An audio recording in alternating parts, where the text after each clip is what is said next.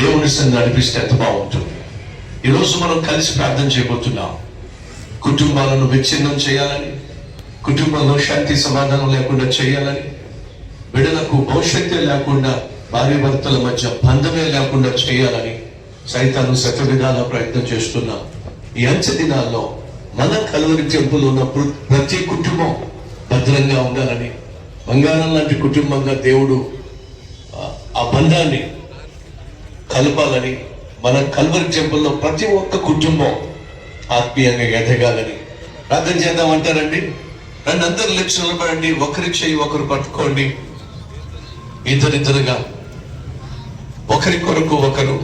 అలాగే మీరు ఎవరి కోసం అయితే ప్రార్థన చేస్తున్నారో వారి కుటుంబం కోసం, అలాగే మన కల్వరి టెంపుల్లో ఉన్న ప్రతి కుటుంబం కోసం ఇద్దరిద్దరుగా ప్రార్థన చేద్దాం. ఫలితంగా ఒకరి కోసం ఒకరు ప్రార్థన చేయటం. ఏదైనా ప్రార్థన రిక్వెస్ట్ ఉంటే చెప్పండి. ప్రార్థన రిక్వెస్ట్ ఏదైనా ఉంటే చెప్పండి.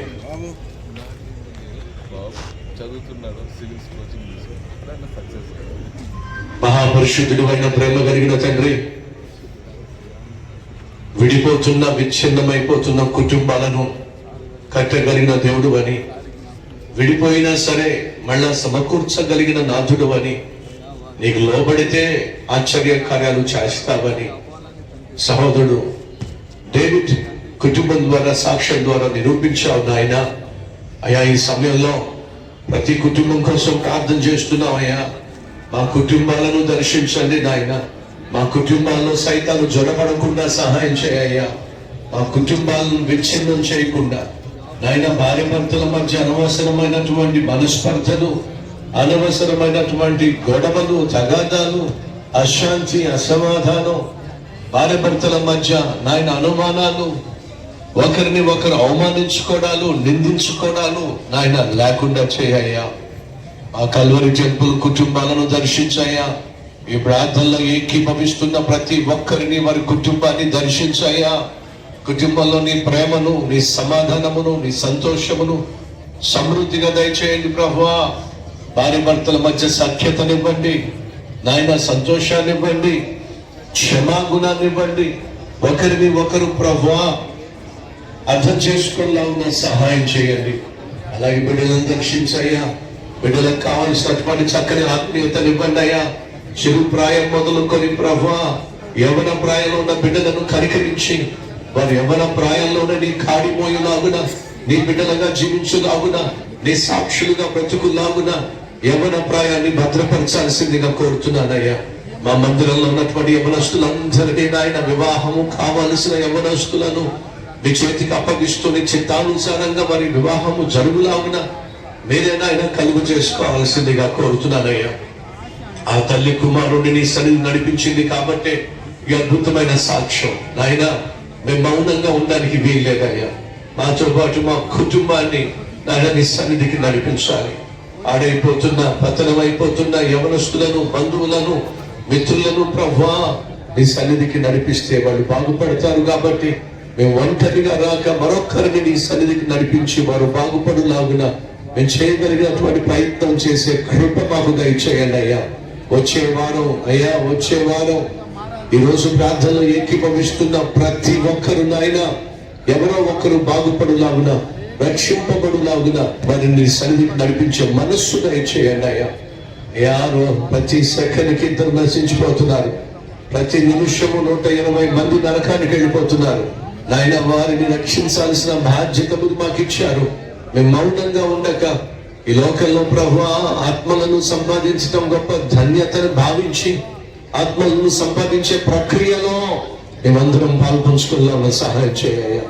రక్షించబడిన సహోదరుడు అంటున్నాడు, ఈ వాక్యమే నన్ను రక్షించింది కాబట్టి ఈ వాక్యాన్ని లోకానికి అందించాలి అని చెప్పి ప్రతి నెల కల్వరుసురాన్ని బలపరుస్తున్నాడు. అయ్యా, మాలో అనేక మందికి అతి భారాన్ని ఇవ్వండి అయ్యా. సువార్తను దానం చేసే శక్తిని ఇవ్వండి నాయన. ప్రతి నెల క్రమముగా 10వ భాగాన్ని ఇస్తున్నానని చెప్పన్నాడు.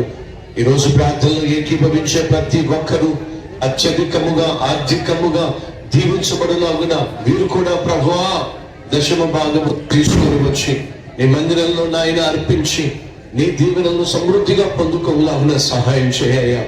ఎవరికైనా బిడ్డలు లేకపోతే నాయన కనికరించి గర్భఫలాన్ని దయచేసి మరి కోరికను మన్నించి అవమానాన్ని కొట్టివేసి నీ నామాన్ని మహిమపరుచుకోయా. ఉద్యోగం లేక బాధపడుతున్న ప్రియ సహోదరి సహోదరులకు మంచి ఉద్యోగాన్ని ఇవ్వండి నాయన. అనారోగ్యంతో బాధపడుతున్న ప్రతి ఒక్కరి శరీరాన్ని మీరు ముట్టి స్వస్థతను దయచేయండి ప్రభువా. ఏ అవసరంలో, ఏ కష్టంలో, ఏ బాధలో నీ సన్నిధికి వచ్చారో ప్రతి ఒక్కరిని దర్శించి రక్షించండి నాయన. ఈరోజు అయ్యా విజయవాడలో ప్రారంభమైన మా కల్వరి టెంపుల్ సంఘమును బట్టి మీకు వందనాలు, స్తుతులు, స్తోత్రాలు చెల్లిస్తున్నామయ్యా. ఇచ్చిన 26 సంఘాలను బట్టి మీకు వందనాలు నాయన. ఈ సంఘాలన్నిటిలో గొప్ప ఉజ్జీవాన్ని కలిగించాయా. నశించిపోతున్న ఆత్మల పట్ల మా అందరికీ భారాన్ని ఇవ్వండి అయ్యా. ఒక్కరు వెళ్ళి మరొక్కరిని నీ సన్నిధికి నడిపిస్తే వాళ్ళు బాగుపడతారు నాయన. అటు మనసు మా అందరికీ దయచేయమని, సేవలో ప్రయాసపడుతున్న ప్రతి ఒక్కరిని దీవించమని, ఈ దినమంతా మీరు మాకు తోడుగా ఉండమని, ఆ ప్రార్థనకు జవాబిచ్చి వారమంతా మమ్మల్ని కాపాడమని యేసునామం పేరట వేడుకుంటున్నాము తండ్రి, ఆమేన్. మనం చేసిన ప్రార్థన దేవుడు ఆలకించాడని నమ్మిన వారికి నేను చప్పట్లు కొడతారా అండి? దయచేసి మీ చేతుల్లోకి బైబిల్ తీసు. దావీదు ప్రభువా అందరి మన్నలను పొందుకొని రాజుగా అభిషేకించబడే దినం వచ్చింది. దావీదును గూర్చి లోతైన సత్యాలు వాక్యానుసారంగా మేము నేర్చుకుంటుండగా నాతో సూటిగా స్పష్టంగా ఈ సమయంలో మాట్లాడమని యేసయ్య పేరట వేడుకుంటున్నాం తండ్రి, ఆమేన్. దయచేసి మీ స్థలాల్లో కూర్చోాల్సిందిగా కోరుతున్నాను. దావీదు యొక్క జీవితం అద్భుతం. అతడు ఒకప్పుడు బైబిల్లో ఎవరినైనా దేవుడు బహుగా దీవించినట్లయితే జాగ్రత్తగా పరిశీలన చేయండి. వారి యవ్వన ప్రాయాన్ని వాళ్ళు బాగా కాపాడుతున్నారు. యోసేపు యవ్వన ప్రాయంలో పరిశుద్ధంగా జీవించాడు, ప్రధానమంత్రి అయ్యాడు. దావీదు యవ్వన ప్రాయంలో పరిశుద్ధంగా జీవించాడు, గొప్ప రాజు అయ్యాడు. దానియేలు యవ్వన ప్రాయంలో పరిశుద్ధంగా జీవించాడు, రాజు తర్వాత ఉన్నతమైనటువంటి స్థానంలో నిలబడ్డాడు. షద్రక్, మేషక్, అబేద్నెగో దానియేలు తర్వాత దేశంలోనే ముఖ్యులుగా జీవించినట్టుగా మనం చూస్తాం.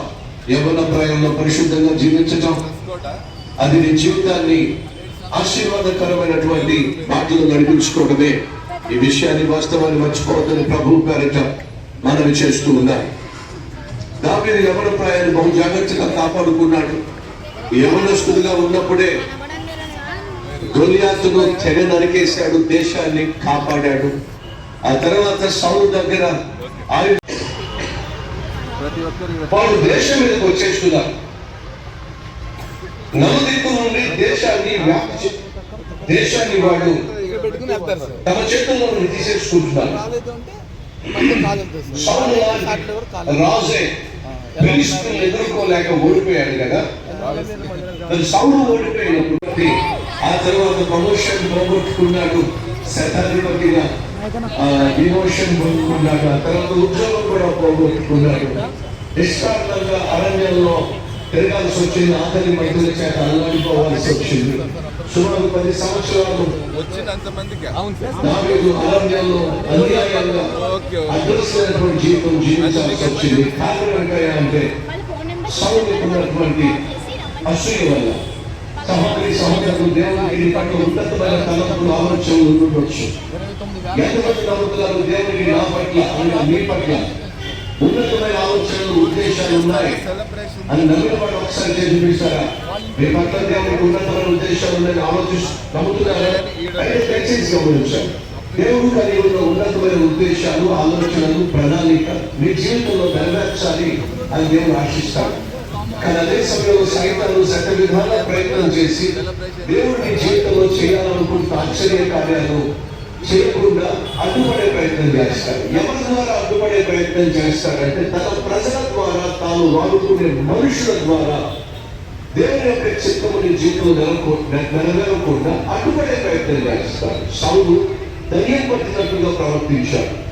సౌలు అపవిత్రాత్మ చేత నింపబడినట్టుగా మనం చూస్తాం. కాబట్టి సైతాను సౌలును వాడుకున్నాడు, దావీదు రాజు కాకుండా. అలాగే నీ జీవితంలో విజయం సాధించకుండా, ఉన్నత స్థితికి చేరకుండా, నువ్వు అనుకున్నది సాధించకుండా సైతాను మనుషులను అడ్డుపడే విధంగా శత విధాల ప్రయత్నం చేస్తారు. 3 విషయాలు ఈ రోజు మీతో పంచుకోవాలని ఆశపడుతున్నాను. మొదటిగా పోరాటం. పోరాటం, రెండవదిగా పాపిష్టితనం, మూడవదిగా పరిపాలన లేదా పరిపాలించడం. మొదటిగా పోరాటం. సౌలు ద్వారా సైతాను దావీదుతో పోరాడాడు. దావీదు సింహాసనం ఎక్కకుండా, సింహాసనం మీద కూర్చోకుండా 10 సంవత్సరాలు పోరాడాడు. సుమారు 13 సంవత్సరాలు దావీదు రాజు కాలేకపోయాడు. కారణం ఏంటంటే సైతాను సౌలు ద్వారా దావీదు సింహాసనం అధిరోహించకుండా పోరాడాడు. ఆఖరికి సౌలు చచ్చిపోయాడు, తను చంపేసుకున్నాడు. ఆ తర్వాత ఖచ్చితంగా దావీదు దేశాన్ని పరిపాలించేటటువంటి భాగ్యాన్ని పొందుకోవాల్సి ఉన్నప్పుడు జరిగింది ఏమిటయా అంటే మళ్ళీ పోరాటం వచ్చింది. ఎవరి ద్వారా పోరాటం వచ్చింది?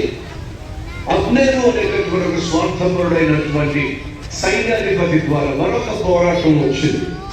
అబ్నేరు సౌలు యొక్క సైన్యాధిపతిగా ఉంటూ, ఇప్పుడు సౌలు చచ్చిపోయాడు కాబట్టి దావీదు రాజు అయినట్లయితే తన పోస్టు పోతుందేమని చెప్పి ఏం చేశాడు?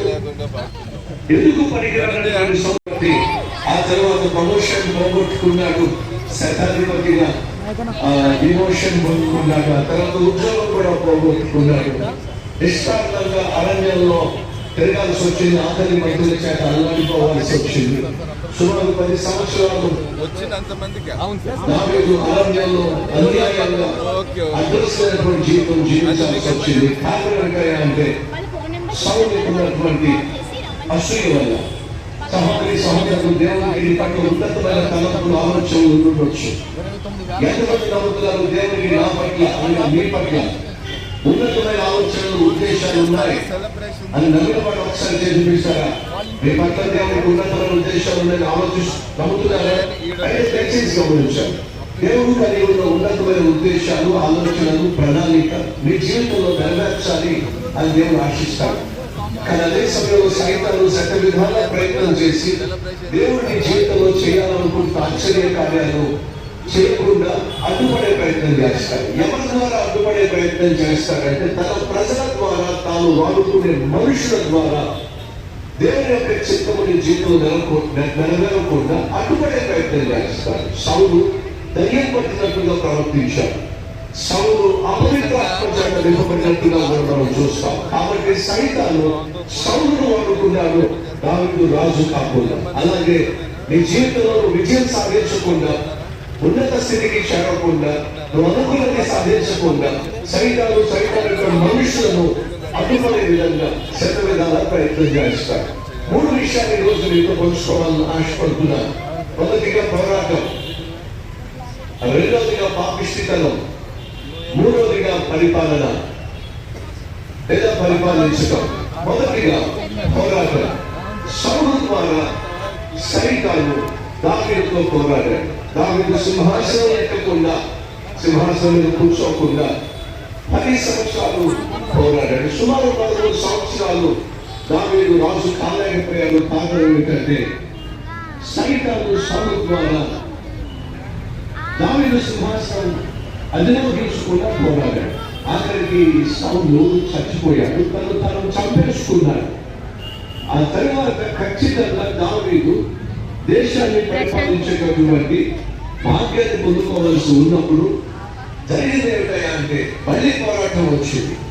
ఎవరి ద్వారా పోరాటం వచ్చింది? అబ్నేరు అనేటటువంటి ఒక స్వార్థపరుడైనటువంటి సైన్యాధిపతి ద్వారా మరొక పోరాటం వచ్చింది. అబ్నేరు సౌలు యొక్క సైన్యాధిపతిగా ఉంటూ, ఇప్పుడు సౌలు చచ్చిపోయాడు కాబట్టి దావీదు రాజు అయినట్లయితే తన పోస్టు పోతుందేమని చెప్పి ఏం చేశాడు? ఎందుకు పనికిరాని